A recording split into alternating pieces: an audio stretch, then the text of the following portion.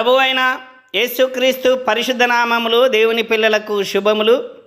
ప్రియులరా, దేవుని మహాకృపను బట్టి ఆదికాండాన్ని ధ్యానించుకుంటున్నాం. అందులో భాగంగా 3 అధ్యాయాల వరకు ధ్యానించుకున్నాం. 4వ అధ్యాయము ధ్యాన భాగము, అలాగే ప్రశ్నావళి అన్నటువంటి అంశాన్ని కూడా ధ్యానించుకున్నాం. ఈ వీడియోలో ఆదికాండము 4వ అధ్యాయములో ఉన్నటువంటి ప్రశ్నలకు సమాధానాలను చూద్దాం. మొదటి ప్రశ్న, హవ్వ ఎవరి వలన ఒక మనుష్యుణ్ణి సంపాదించుకున్నాను అన్నది? భర్త వలననా, దేవుని వలననా?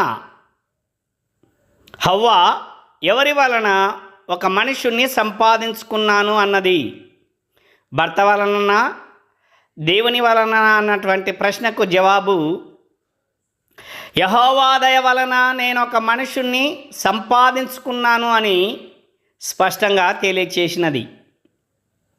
ఇక 2వ ప్రశ్న,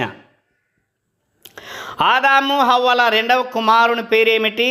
అతని యొక్క వృత్తి ఏమిటి? ఆదాము హవ్వల 2వ కుమారుని పేరేమిటి? అతని వృత్తి ఏమిటి అన్నటువంటి ప్రశ్నకు జవాబు, 2వ కుమారుని పేరు హేబేలు. అతని యొక్క వృత్తి గొర్రెల కాపరి.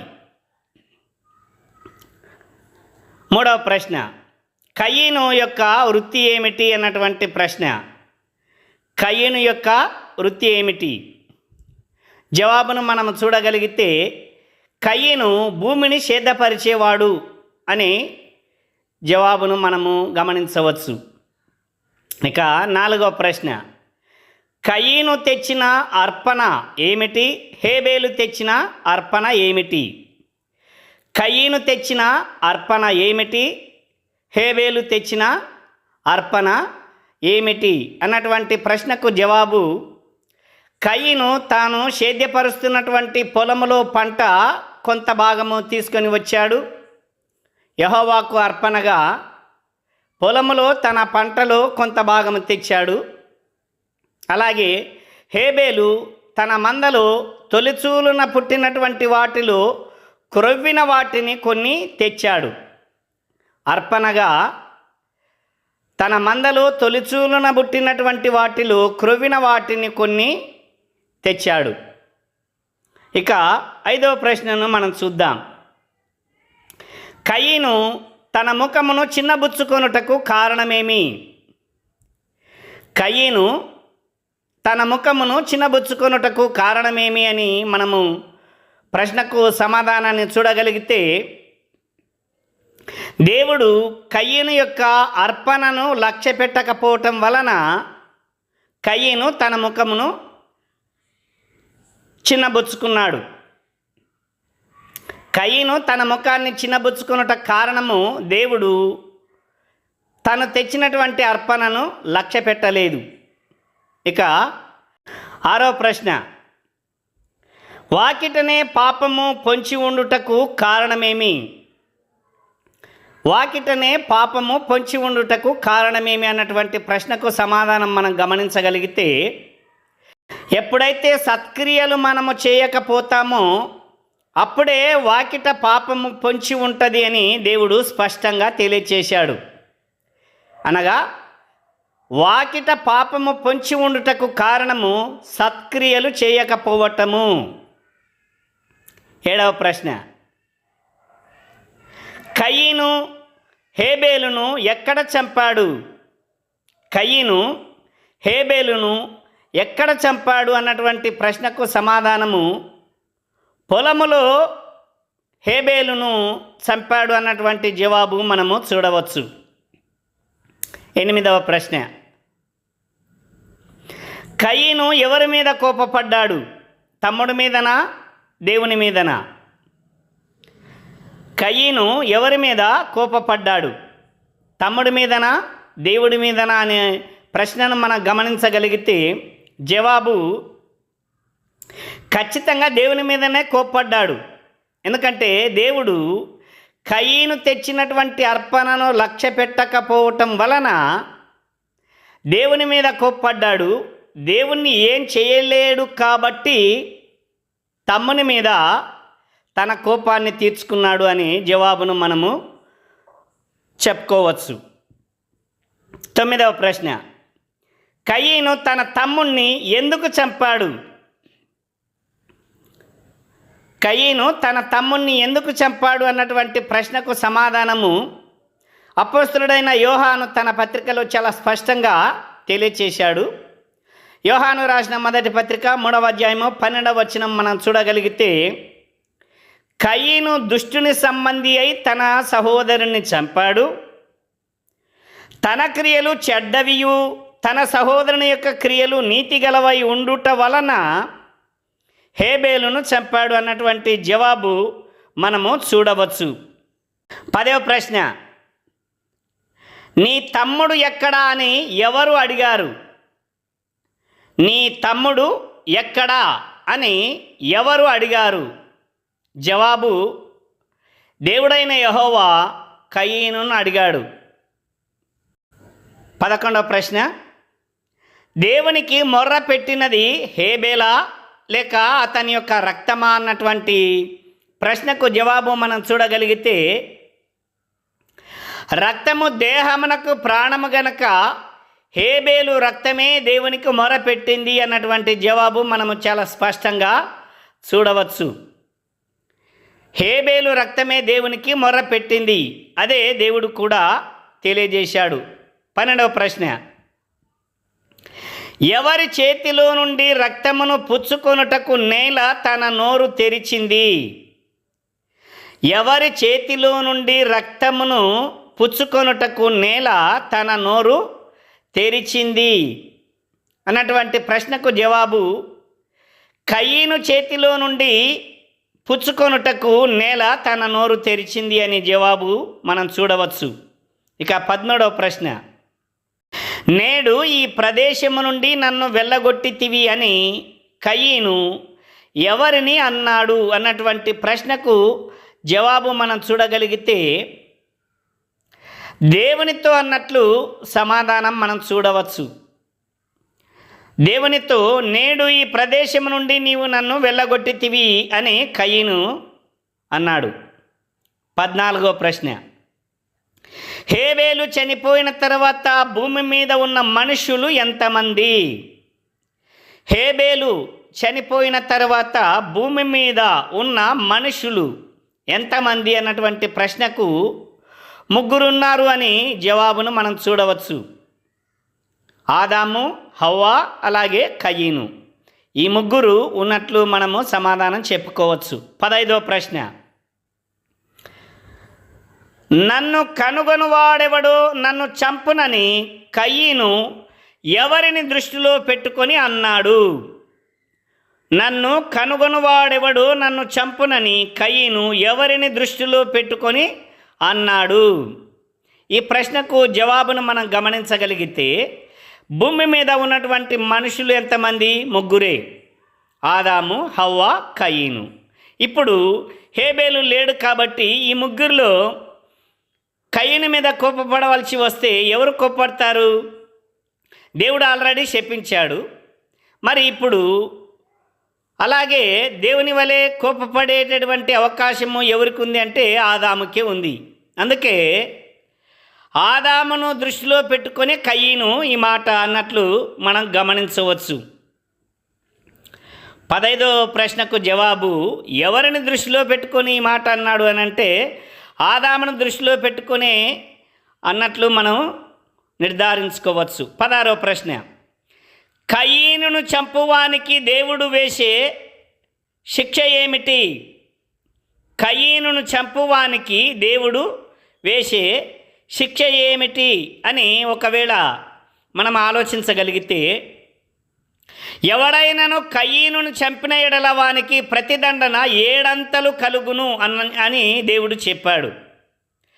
ఎవడైనను కయీనును చంపిన ఎడల వానికి ప్రతిదండన 7 అంతలు కలుగును అని దేవుడు స్పష్టంగా తెలియచేశాడు. 17వ ప్రశ్న, ఎవరు చంపక ఉండునట్లు కయీనుకు దేవుడు వేసినది ఏమిటి? ఎవరూ చంపక ఉండునట్లు కయీనుకు దేవుడు వేసినటువంటి శిక్ష ఏమిటి అన్నటువంటి ప్రశ్నకు సమాధానం మనం చూడగలిగితే, కయీనును ఎవరు చంపకుండా ఉండుట కొరకు దేవుడు ఒక గుర్తు వేశాడు అని జవాబు మనం చూడొచ్చు. కయీనుకు ఒక గుర్తు వేశాడు. 18వ ప్రశ్న, కయీను ఎక్కడ నుండి బయటికి వెళ్ళాడు? కయీను ఎక్కడ నుండి బయటకు వెళ్ళాడు అన్నటువంటి ప్రశ్నకు మనము జవాబును చూడగలిగితే, దేవుని సన్నిధిలో నుండి బయటకు వెళ్ళాడు అని జవాబును మనము చూడవచ్చు. దేవుని సన్నిధిలో నుండి బయటకు వెళ్ళాడు. 19వ ప్రశ్న, ఏదెనుకు తూర్పు దిక్కున ఉన్న దేశము పేరేమిటి? ఏదెనుకు తూర్పు దిక్కున ఉన్న దేశము పేరేమిటి అన్నటువంటి ప్రశ్నకు జవాబును మనం చూడగలిగితే, ఏదెనుకు తూర్పు దిక్కున ఉన్నటువంటి దేశము నోదు దేశము. నోదు దేశము. ఇక 20వ ప్రశ్న, కయీను యొక్క భార్య ఏ దేశానికి చెందినది? కయీను యొక్క భార్య ఏ దేశానికి చెందినది అన్నటువంటి ప్రశ్నకు సమాధానము, కయీను యొక్క భార్య నోదు దేశానికి చెందినది. నోదు దేశానికి చెందినది.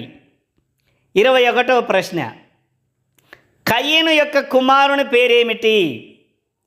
కయీను యొక్క కుమారుని పేరేమిటి అన్నటువంటి ప్రశ్నకు జవాబు, కయీను యొక్క కుమారుని పేరు హనోకు. 22వ ప్రశ్న, కయీను కట్టించిన ఊరు పేరేమిటి? కయీను కట్టించిన ఊరు పేరేమిటి?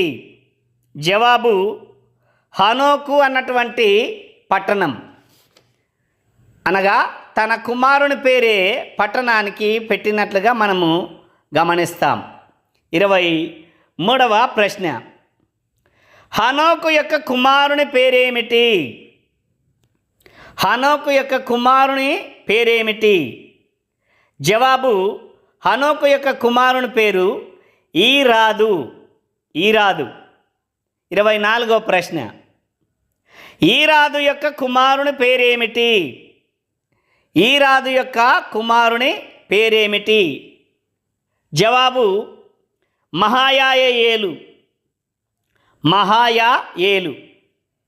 25వ ప్రశ్న, మహాయాయేలు యొక్క ముత్తాత పేరేమిటి? మహాయాయేలు యొక్క ముత్తాత పేరేమిటి అన్నటువంటి ప్రశ్నకు జవాబు, కయీను అని మనం గమనించగలం. మహాయాయేలు యొక్క ముత్తాత కయీను. 26వ ప్రశ్న, మతూషాయేలు యొక్క తండ్రి పేరేమిటి? మతూషాయేలు యొక్క తండ్రి పేరేమిటి? జవాబు, మహాయాయేలు. 27వ ప్రశ్న, లెమెకు యొక్క తండ్రి పేరేమిటి? లెమెకు యొక్క తండ్రి పేరేమిటి? జవాబు, మతూషాయేలు. మతూషాయేలు. 28, లెమెకు యొక్క ఇద్దరు భార్యల పేర్లేమిటి? లెమెకు యొక్క ఇద్దరు భార్యల పేర్లేమిటి? లెమెకు ఇద్దరు భార్యలలో ఒకదాని పేరు ఆదా, రెండవ దాని పేరు షిల్లా. ఒకదాని పేరు ఆదా, రెండవ దాని పేరు షిల్లా. 29వ ప్రశ్న, ఆదాకు ఎంతమంది కుమారులు, వారి పేర్లేమిటి? ఆదాకు ఎంతమంది కుమారులు, వారి పేర్లేమిటి? ఆదాకు ఇద్దరు కుమారులు. ఒకరు యాబాలు, రెండు యూబాలు. ఒకరు యాబాలు, రెండు యూబాలు. 30వ ప్రశ్న, షిల్లాకు ఎంతమంది కుమారులు, కుమార్తెలు, వారి పేర్లేమిటి? షిల్లాకు ఎంతమంది కుమారులు, కుమార్తెలు, వారి పేర్లేమిటి? షిల్లాకు ఒక కొడుకు, ఒక బిడ్డ. కొడుకు పేరు తుబల్కాయిను, కూతురు పేరు నయమా. షిల్లా యొక్క కొడుకు పేరు తుబల్కాయిను, కూతురు పేరు నయమా. 31వ ప్రశ్న, భూమి మీద మొట్టమొదట నరహత్య చేసినది ఎవరు? భూమి మీద మొట్టమొదట నరహత్య చేసినది ఎవరు? జవాబు, భూమి మీద మొట్టమొదట నరహత్య చేసింది కయీను. మొట్టమొదట నరహత్య చేసింది కయీను. 32వ ప్రశ్న, భూమి మీద మొట్టమొదట ఇద్దరిని పెళ్లి చేసుకున్నది ఎవరు? భూమి మీద మొట్టమొదట ఇద్దరిని పెళ్లి చేసుకున్నది ఎవరు?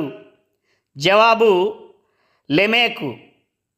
లెమెకు ఇద్దరిని పెళ్లి చేసుకున్నాడు, ఆదాను, సిల్లాను. 33వ ప్రశ్న, లెమెకు పడుచువాన్ని ఎందుకు చంపాడు?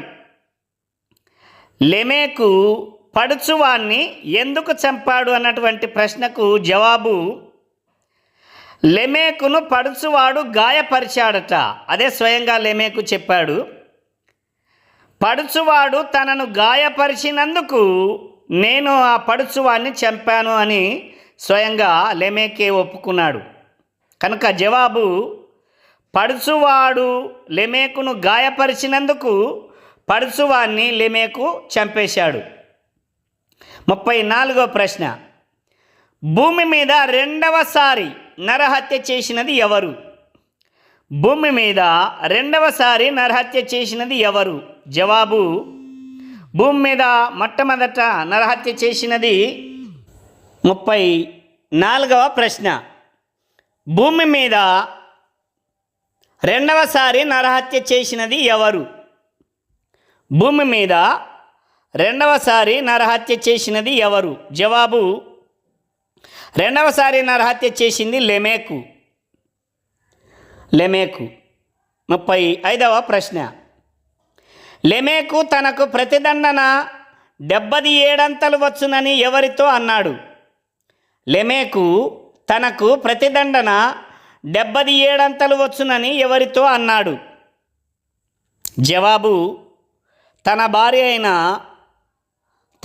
అయిన ఆదాతోనూ షిల్లాతోనూ, అనగా తన ఇద్దరు భార్యలతో ఈ మాట చెప్పాడు. 36వ ప్రశ్న, ఆదాము హవ్వల మూడవ కుమారుని పేరేమిటి? ఆదాము హవ్వల మూడవ కుమారుని పేరేమిటి? ఆదాము హవ్వల మూడవ కుమారుడు షేతు. ఆదాము హవ్వల మూడవ కుమారుడు షేతు. 37వ ప్రశ్న, ఎనోషు యొక్క తండ్రి పేరేమిటి, తాత పేరేమిటి? ఎనోషు యొక్క తండ్రి పేరేమిటి, తాత పేరేమిటి?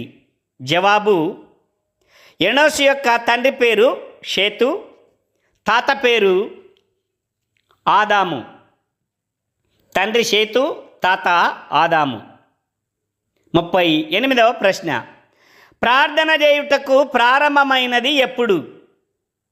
ప్రార్థన చేయుటకు, అనగా యెహోవా నామమున ప్రార్థన చేయుటకు ప్రారంభమైనది ఎప్పుడు అన్నటువంటి ప్రశ్నకు జవాబు, ఎనోషు పుట్టిన తర్వాత యెహోవా నామమున ప్రార్థన చేయుట ప్రారంభమైంది. 39వ ప్రశ్న, ఈ అధ్యాయములో ఎన్ని వచనాలున్నాయి? ఈ అధ్యాయంలో ఎన్ని వచనాలున్నాయి? జవాబు, ఈ అధ్యాయంలో 26 వచనాలు ఉన్నట్లుగా మనం గమనిస్తాం. దేవునికి స్తోత్రాలు.